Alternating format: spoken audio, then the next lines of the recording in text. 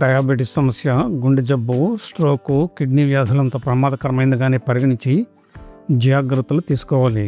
లేదంటే మరిన్ని తీవ్ర అనారోగ్య సమస్యల సుడిగుండంలో చిక్కుకోక తప్పదు.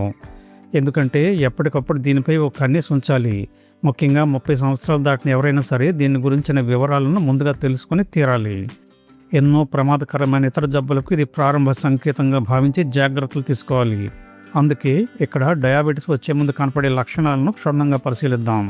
డయాబెటీస్ వచ్చే ముందు మీ శరీరం కొన్ని సంకేతాలు ఇవ్వవచ్చు, కానీ అవి మీకు కనిపించకపోవచ్చు లేదా వాటిని మీరు గుర్తించలేకపోవచ్చు. మొదట్లో ఆ సంకేతాలు కొన్నిసార్లు అసలు కనపడకపోవచ్చు. అందుకే ఈ ప్రమాదకరమైన అనారోగ్య సమస్య లక్షణాల గురించి అందరికీ అవగాహన ఉండడం తప్పనిసరి. తరచుగా దాహం వేయడం, తరచుగా మూత్రం రావడం, ఎప్పుడూ ఆకలి వేయడం, కారణం లేకుండా బరువు తగ్గడం, అసాధారణమైన అలసట, చూపు మసకబారడం, కారణం లేకుండా బరువు తగ్గడం ఇవి డయాబెటీస్ యొక్క సాధారణ లక్షణాలు. అలాగే గాయాలు ఆలస్యంగా మారడం, తరచుగా ఇన్ఫెక్షన్లు రావడం, చర్మం దురద పెట్టడం లేదా పొడిబారడం, చేతులు కాళ్లలో తిమ్మిరి, మంట లేదా సూదులు గుచ్చినట్లుగా అనిపించడం కూడా డయాబెటీస్ లక్షణాల్లో కనిపించవచ్చు.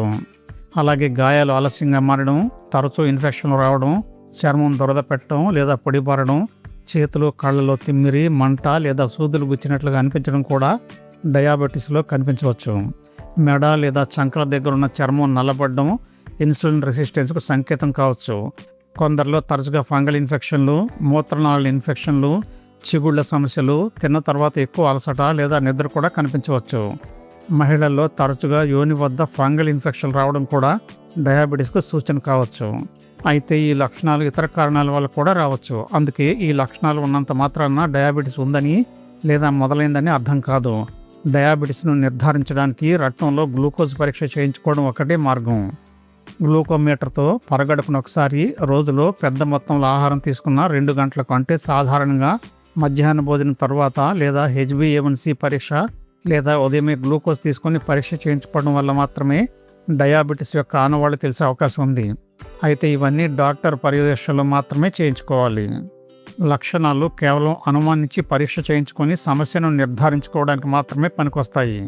డయాబెటీస్ ఉందని డాక్టర్ నిర్ధారిస్తే మీరు తప్పనిసరిగా ఒక గ్లూకోమీటర్ను కొని దగ్గర పెట్టుకోవాలి. ఇలాంటి విలువైన ఆరోగ్య సమాచారం ఎప్పటికప్పుడు మీకు కావాలంటే మా ఛానల్ను సబ్స్క్రైబ్ చేసుకోండి. మీ కుటుంబ సభ్యులకు, మీ మిత్రులకు, మీకు తెలిసిన వారికి ఈ వీడియోను షేర్ చేయండి. అలాగే లైక్ చేయడం మర్చిపోవద్దు. ధన్యవాదాలు.